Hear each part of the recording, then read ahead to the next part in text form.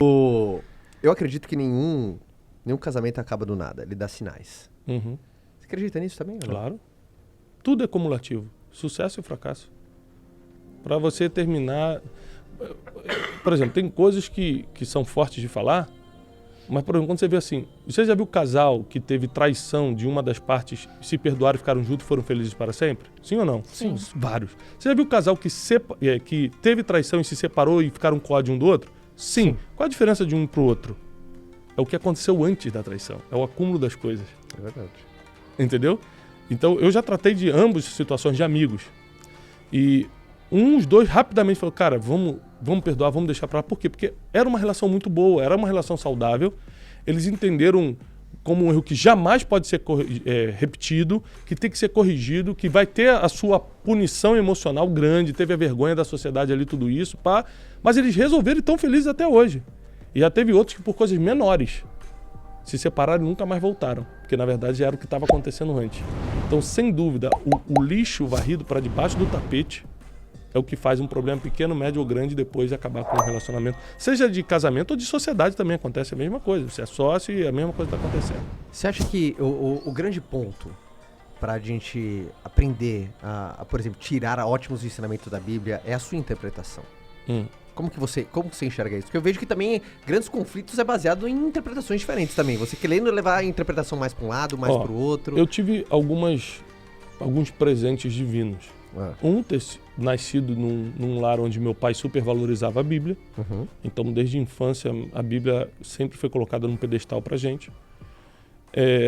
A segunda grande vantagem foi eu ter trabalhado, porque antes de fazer o que eu faço, eu tinha uma agência de turismo. Uhum. E por quase 10 anos eu trabalhei justamente levando turistas brasileiros a Israel. Quantas vezes você foi para Israel? 46. Eu quero muito fazer essa viagem, Não, mas vamos. tem que ser com você. Então, você? em novembro. Quando você vai levar a gente para Israel? Então, se as fronteiras abrirem, tudo der certo, em novembro a gente tem uma viagem programada. Cara, é surreal, é transformador. Entendeu? Inclusive, vários amigos nossos falaram a mesma coisa. Cara, eu vou, mas com você. Porque a gente vai num tour privado, a gente interpreta o que aconteceu. E o seu trabalho ali. na agência de turismo era exatamente Era isso, eu era guia. Eu era sócio da agência, mas eu era o guia. Então, assim, eu fui 46 vezes a Israel tendo uma experiência, não lendo a Bíblia, andando por ela. Uau, cara. Então eu consegui entender coisas geográficas, histórias, arqueológicas, teológicas que abriram muito a minha mente.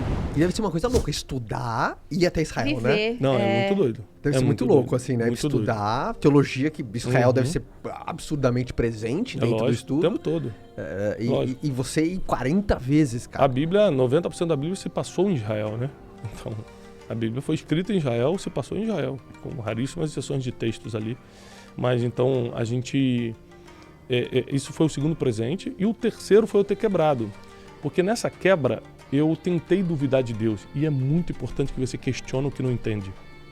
A gente acha que Deus vai julgar a gente como se Deus tivesse mente humana e fosse limitado como a gente, e fosse rancoroso igual a gente. A gente acha que Deus vai julgar a gente porque a gente tentou questionar.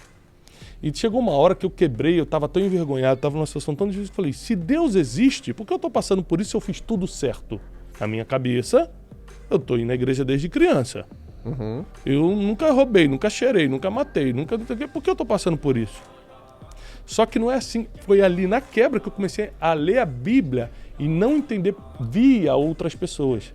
Porque via outras pessoas, você entende a interpretação dela e não o que está escrito. Uhum. Por isso você pode escutar mais gente, mas o mais importante ainda é você ler direto. Você pode beber do rio, mas na fonte a água é mais limpa, sabe? E a Bíblia é a fonte. Então, eu comecei a ler a Bíblia desesperadamente para pegar um erro. Eu falei, eu vou mostrar que isso aqui está errado. Caramba, cara. E nessa de tentar confrontar só eu e Deus, né? Nunca tornei isso público. Mas nessa de tentar desacreditar, eu tive um encontro muito forte com o Deus da Bíblia ali. E aí aí juntou a experiência que eu tenho desde a infância com Bíblia, Israel, e a experiência que eu estava tendo ali, emocional, de me levantar de uma quebra. E cada versículo fazia sentido para mim. Agora, cada coisa, meu Deus, agora eu entendi por que Davi escreveu isso, por que Salomão botou esse versículo, por que Jesus falou essa parábola. Fui entendendo as coisas. Aí, quando eu comecei a falar publicamente sobre isso, eu falava de uma forma que as pessoas entendiam, porque era na prática, era na aplicação diária, sabe? Então esses foram uns presentes divinos que Deus me deu para interpretar a Bíblia. E ainda mais, putz, você falou de Israel 40 vezes. O que é um... Eu vou pegar porque... Toda vez que eu tô... Eu pergunto alguma coisa de Israel, porque particularmente a gente conversa muito, né? A gente... enfim, Israel tá nos nossos planos conhecer, mas qual que é um... Eu quero que você traga um pouquinho de Israel pra perto das pessoas pra conhecerem. Qual que é um ponto que, puta, de Israel sempre te marca? Quando você vai, cara, eu acho primeiro, que antes da gente falar a parte da espiritualidade de Israel, é bom lembrar que Israel é um país de primeiro mundo. Total. É lindíssimo. É lindíssimo. É super estruturado para turismo. Parte tecnológica, de startup, né? As startups estão em Tel Aviv e tal. Hotéis de primeiro mundo, restaurantes maravilhosos. A gente tem que lembrar que Israel é um país super, ultra, mega preparado para turismo. E aí, você agora vai ter as experiências, como, por exemplo, você navegar no Mar da Galileia. Você pode até duvidar que, aquela pedra que dizem que foi a pedra que Jesus sentou, você pode, como é que vai provar que foi a pedra que Jesus sentou? É verdade, isso você pode duvidar. Mas mar só tem um em Israel, só tem o Mar da Galileia. Né? Então, assim, você está ali no lugar, sem dúvida nenhuma, que é o que está escrito na Bíblia. Então, a experiência que você tem de estar andando em lugares onde coisas que mudaram a história da humanidade, você sendo cristão ou não, você vive na era cristã. Por quê? Nós estamos em 2021 depois de Cristo.